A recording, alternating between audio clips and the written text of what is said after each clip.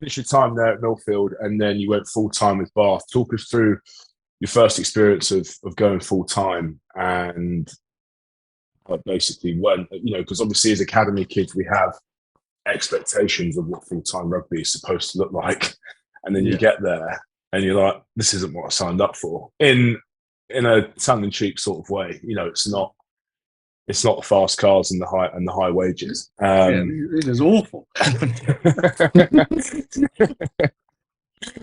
um, so talk to me about that first year and going full time and how it was and how you adapted to it.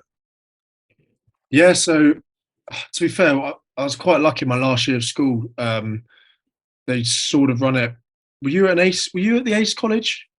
Was I that was what? at I was at Hartbury's Ace College. Yeah, Yeah, that's it. yeah, yeah, So I guess like you'd be aware that they obviously sort of try and run it a bit like an academy as best you can. So Milford, we were like training early mornings after lessons, like doing loads. So sort of moving into actual workload was all right. My first year was the year they moved to Farley House, so we were still sort of at Lambridge, gymming at the uni. I think food was at the Rex, and then like the odd rugby session would be at Farley. So we're basically just racking up the miles, moving around. So the schedule was like gym, 2 hours, like travel, get up, something else, 2 hours, whatever. But yeah, I moved over to Bath, moved in with my mate from school, JJ Kilmartin, and we hadn't really, as well as not being at Farley, we weren't really training with the first team. Obviously now it's like you're straight in and you're part of the squad, I guess.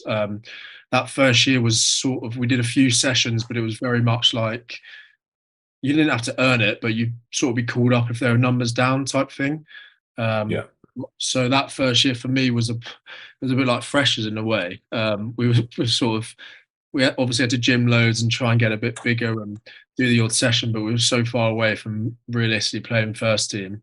Um, it was sort of just trying to learn, get stuck in. Obviously, a lot of older boys just sort of like a bit rabbit in the headlights slightly. But yeah, lucky we had a great group in the academy, and we sort of quickly turned to yeah, extracurricular activities of nights out and you know getting through the weeks like that.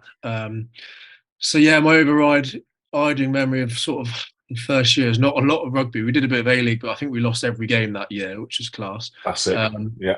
yeah, London like getting back at 2 a.m. Brilliant. Um, so yeah, it was basically just I probably shouldn't say it as an athlete, but a lot of going out and a lot of like well, a lot less rugby than you'd actually imagine. Yeah.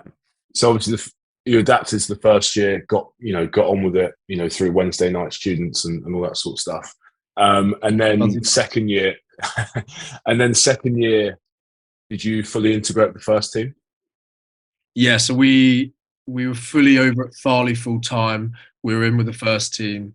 I think it was the end of my first year. It was Ian McGeechan, and then he left, and then Gary Gold came in, and sort of yeah. I don't know whether it's because we were a year older, but everything seemed to just go under the same sort of blanket really. And we were training every day, and there was slightly more chance of sort of progression into the first team. So yeah, it all became a lot more I say serious, but it was like right, you're sort of in your second year now. Yeah, I was up of contract. I was sort of like what is this? You sort of maybe lost the initial excitement of oh my god, Mm. I'm living my dream type thing, and it's now like okay, I've got to try and at least kick on somehow here. And you made your debut for Bath. Ford was in charge when your final year was at Bath. Is that right? Yeah, he was there with Gary, but he was backs coach or assistants coach or something, and then he moved in. He took over. I think a year and a half. He was head coach whilst I was there. How was your relationship with him? I mean, we don't speak now. Says a lot. Yeah. Yeah, yeah.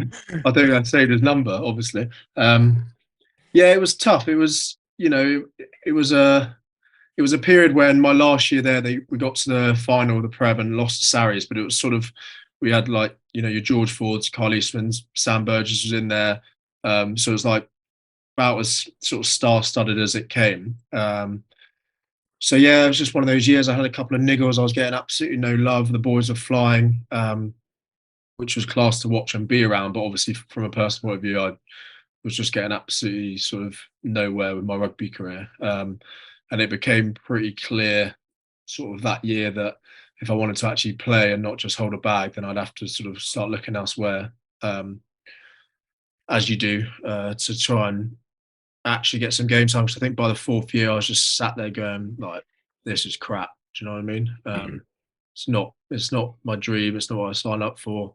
So yeah, I felt like I just had to get out of there. Whether that was, no doubt me probably not training to the best of my abilities, but also I think just mentally I was absolutely dust by that point. I just needed a change. Rich, when you talk about the niggles that you had to handle in that last